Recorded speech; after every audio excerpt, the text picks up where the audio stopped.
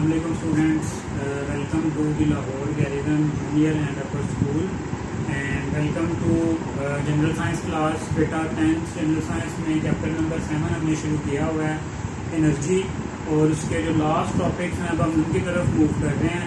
Page number है बेटा आपके पास 101, पेज नंबर है आपके पास 101 और जो टॉपिक आज हमें डिस्कस करना है वो है एनर्जी एंड एनवायरनमेंट।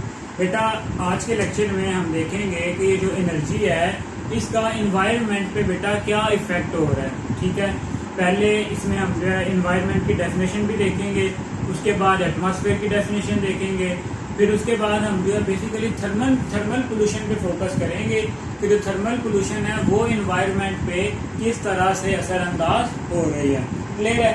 तो बेटा the living place of people and all physical and social factors around that effect their living and working condition is called as environment. पहले तो डेफिनेशन आ जाएगी आपके पास, पेपर पॉइंट ऑफ व्यू से भी इंपॉर्टेंट शॉर्ट क्वेश्चन है, what is environment. ठीक है, तो आप क्या कहेंगे? The living place and of people and all physical and social factors. The living place of people, living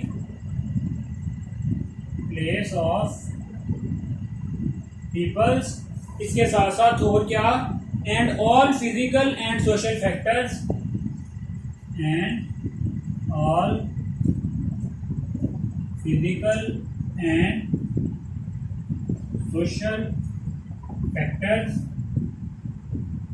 जो क्या करते हैं?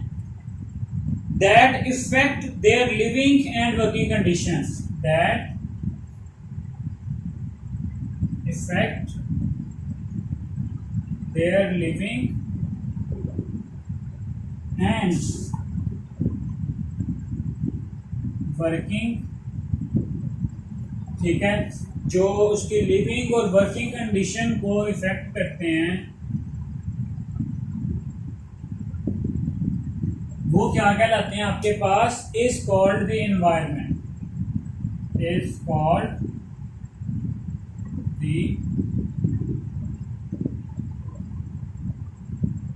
एनवायरनमेंट। ठीक है, आपके पास देखें कितनी चीजें हैं? लिविंग प्लेसेस ऑफ पीपल, जहां पे लोग रह रहे हैं, ठीक है, लोगों के रहने की जगह और उसके इर्द गिर्द, and all physical and social factor, उसके इर्द गिर्द जितने भी आपके पास जो फैक्टर्स हैं वो कौन से factors? That effect the living and working condition is known as environment. माहौल क्या होता है किसी भी जगह का? वहां पे रहने वाले जो लोग हैं उनके इर्द गिर्द का सारे जो फैक्टर्स हैं जो उनके रहने पे और उनकी वर्किंग पे इफेक्ट करते हैं बेटा, उसको हम क्या क्या देते हैं? Environment. Paper point of view से शॉर्ट क्वेश्चन है, बहुत इंपॉर्टेंट है, व्हाट इज एनवायरनमेंट। ठीक है, अब एनवायरनमेंट में क्या क्या हो सकता है बेटा? Air, water, land are the inanimate components of environment. कौन कौन से बेटा जी? एयर, वाटर, लैंड, ये सारे के सारे क्या हैं? इनएनिमेट। इनएनिमेट से अब क्या मुराद है? बेजान। इनएनिमेट कंपोनेंट्स हैं ये। इनएनिमेट से क्या मुराद है? कि ये जो हैं बेजान। क्या हैं? बेजान कंपोनेंट्स हैं जो एनवायरनमेंट के, वो कौन कौन से हैं? एयर हो सकता है, वाटर है, लैंड है। ठीक है, ये बेजान कंपोनेंट है सारे के सारे। अब एयर क्या है? Air is the main component of earth atmosphere. In the absence of air there will be no life. ठीक है, अब ये जो एयर है, air is present up to the height of about 200 kilometre. Air is present, air is present up to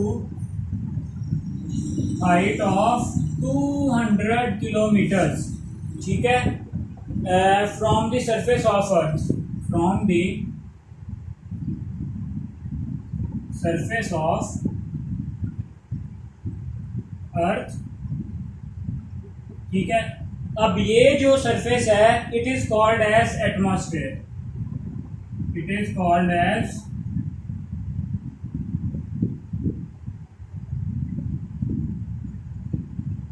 Atmos, ये दूसरी definition आ गई है आपके पास।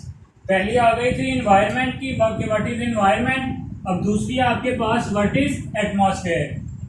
बेटा जो एयर है, अगर हम जमीन की सरफेस से 200 किलोमीटर ऊपर जाएं, कितना 200 किलोमीटर ऊपर जाएं, तो वहां तक जो एयर है वो प्रेजेंट है। एयर है क्या, बेसिकली हम पीछे भी देख के आए हैं कि बहुत सारी गैसेस का क्या है, एक मजमुआ है जिसने हमारी जमीन को कवर किया हुआ है, तो उसको बेटा हम क्या कहते हैं, एटमॉस्फेयर कह देते हैं। ठीक है, that part of atmosphere where all living bodies reside is 8 to 20 kilometre thick. ठीक है, इस 200 में से 8 to 20 किलोमीटर तक जो लिविंग ऑर्गेनिजम्स हैं वो रहते हैं, बाकी ये सारा का सारा ऊपर क्या है आपके पास एटमॉस्फेयर में डिफरेंट गैसेस प्रेजेंट हैं। ठीक है, this cover act as a shield against heat. ठीक है, अब ये जो कवर है ये एक शील्ड के तौर पे काम करता है जो हमें हार्मफुल रेडिएशन से बचाता है। अब जो बेटा मेन टॉपिक है हमारा जो हमने देखना है वो है थर्मल जो पोल्यूशन है। ठीक है, थर्मल पोल्यूशन लॉन्ग क्वेश्चन भी है और इसमें से डिफरेंट शॉर्ट क्वेश्चन भी बनते हैं। चलें देखते हैं कि आपके पास जो थर्मल पोल्यूशन है वो क्या है और किस तरह से इफेक्ट करती है। चलें, थर्मल पोल्यूशन,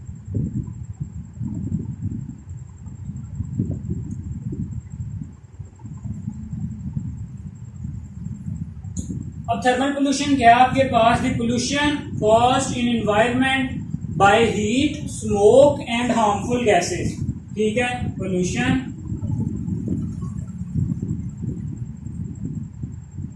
कॉज्ड बाय किसके से, heat, smoke and the third one is harmful gases.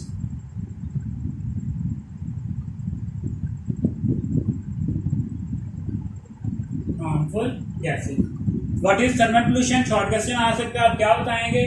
Thermal pollution is the pollution caused by heat, smoke and the harmful gases. ठीक है, अब ये क्या होता है बेटा, अगर हम देखें कि the unpleasant change occurring in air, water and surface of earth that cause unhygienic effect on the human and animal life. अच्छा, पहले इससे पहले देखते हैं, अब जो है पोल्यूशन की डेफिनेशन देखते हैं कि पोल्यूशन क्या है। सिंपली जिसको हम उर्दू में कहते हैं आलूदगी, गंदा होना, तो वो क्या है आपके पास, अनप्लेजेंट चेंज। ठीक है, किसमें, अकरिंग इन एयर, वाटर और surface of earth. Unpleasant change है मतलब ना खुशगवार चेंज, अनप्लेजेंट चेंज जो कि इंसान को बुरी लगती है। अनप्लेजेंट चेंज किस किस में हो सकती है, वाटर में, एयर में, अर्थ सरफेस पे। ठीक है, अच्छा, अब ये जो अनप्लेजेंट चेंज है दैट कॉज अनहाइजेनिक इफेक्ट, ये क्या करे, दैट कॉज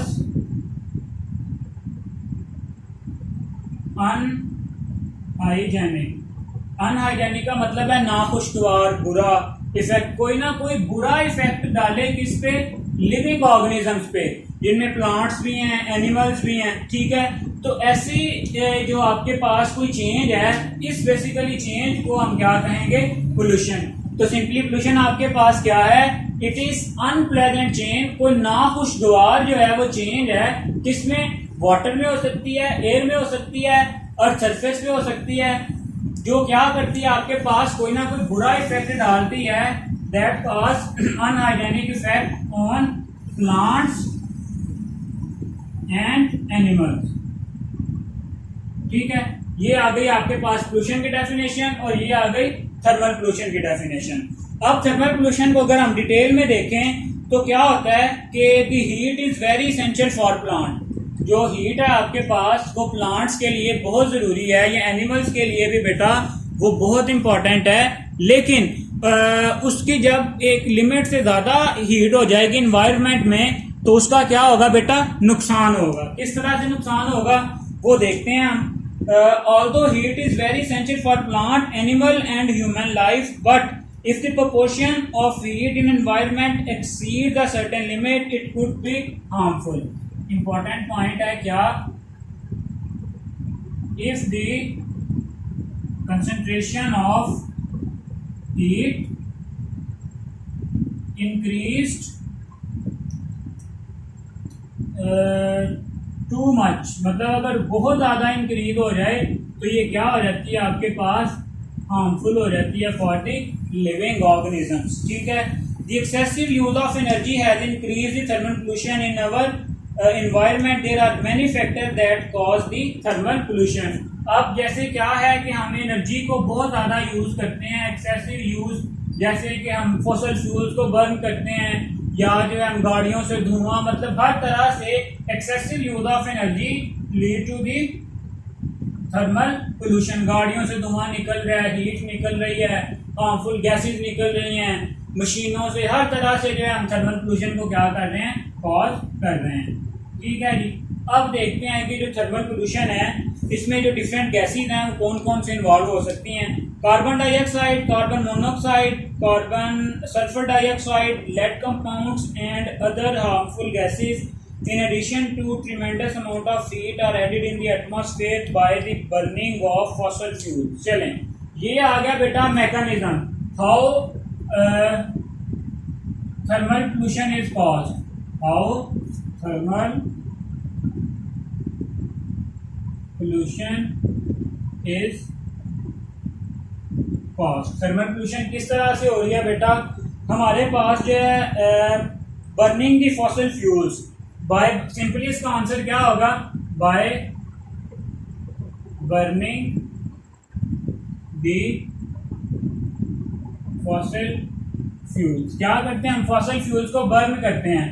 अब बर्न करने के नतीजे में एनवायरनमेंट में ये कौन कौन सी जो गैसेज हैं वो रिलीज करते हैं, तो वो बेटा आपके पास ये जो रिलीज करते हैं ये हैं carbon monoxide, carbon dioxide, sulphur dioxide. ठीक है, इसी तरह से जो है tremendous amount of heat, plus यहाँ पे आ रहा है कि आपके पास ये हीट भी जो है वो रिलीज करते हैं, जिसके नतीजे में जो है एटमॉस्फेयर का जो टेम्परेचर है वो क्या हो रहा है, इंक्रीज हो रहा है। ट्रांसपोर्ट में, इंडस्ट्रीज में, ठीक है, for the production of thermal power, the nuclear. अच्छा, अब ये जो है हम फॉसल फ्यूल्स को कहाँ कहाँ पे बर्न कर रहे हैं, तो बेटा वो कहाँ पे हम बर्न करते हैं फॉसल फ्यूल्स को। पहली बात तो ट्रांसपोर्ट में, गाड़ियों में हम क्या यूज करते हैं, पेट्रोल या गैस। इसके अलावा बेटा डिफरेंट जो इंडस्ट्रीज हैं उनमें भी हम फॉसल फ्यूल्स को जो यूज करते हैं। इसी तरह से जो थर्मल पावर है उसमें भी हम क्या यूज करते हैं, फॉसल फ्यूल्स को, जो अल्टीमेटली क्या करेंगे, थर्मल पोल्यूशन कॉज करेंगे। क्लियर हो गया।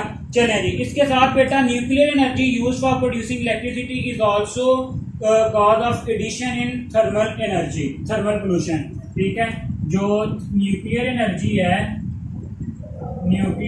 Energy is also the cause of, किसकी कॉज है ये, आपके पास थर्मल पोल्यूशन की। ठीक है, क्यों, वो भी बेटा क्या होता है, इससे हीट जो है जनरेट होती है और वही जो हीट है जब इन्वायरमेंट में आएगी वो थर्मल पोल्यूशन को कॉज करेगी। ठीक है, the cooling towers of nuclear reactor. इसके अलावा बेटा a big cause of increase in thermal pollution is the green house effect. इसके अलावा जो एक और मेन कॉज है वो क्या है आपके पास, ग्रीन हाउस। बेटा ये लॉन्ग क्वेश्चन है, ये जो सारी की सारी कॉजेज हैं ये आपने बतानी होंगी। ग्रीन हाउस इफेक्ट, अब ग्रीन हाउस इफेक्ट ये क्या है बेटा, ये सिंपली आपके पास carbon dioxide act glass like glass of greenhouse. ठीक है, when the earth after absorbing. अच्छा, क्या होता है कि कार्बन डाइऑक्साइड है जो वो ग्रीन हाउस, पहले देखें ग्रीन हाउस क्या होते हैं। ग्रीन हाउस बेटा आपने देखा होगा कि फसलों को उगाने के लिए कुछ स्पेसिफिक शीट्स वगैरह लगाई होती हैं ग्रीन कलर की। ठीक है, जब उनमें हीट आ जाती है तो हीट ट्रैप हो जाती है, बाहर नहीं निकल सकती। तो ये जो कार्बन डाइऑक्साइड है ये भी बिल्कुल इसी तरह से करती है। पेपर पॉइंट ऑफ व्यू से शॉर्ट क्वेश्चन भी है, what is green house effect. तो इसमें क्या होता है कि the carbon dioxide act as a glass of the green house and trap the heat inside the environment. ठीक है, जब ये एनवायरनमेंट में हीट को ट्रैप कर लेगी उसके बाद क्या होगा, carbon dioxide does not allow to escape it. जब उसने हीट ट्रैप कर लिया फिर वो हीट बाहर नहीं निकल सकेगी। जब हीट बाहर नहीं निकल सकेगी एनवायरनमेंट में तो जो एनवायरनमेंट का टेम्परेचर है वो क्या हो जाएगा, इंक्रीज हो जाएगा, ठीक है। और यही इंक्रीज इन टेम्परेचर को बेटा हम क्या कह देते हैं, ग्रीन हाउस इफेक्ट कहते हैं, ठीक है। तो ये बेटा डिफरेंट कॉजेज थी हमारे पास किसकी, थर्मल पोल्यूशन की। तो बहुत इंपॉर्टेंट लॉन्ग क्वेश्चन है, इसे आपने बहुत अच्छे से प्रिपेयर करना है। अल्लाह हाफिज।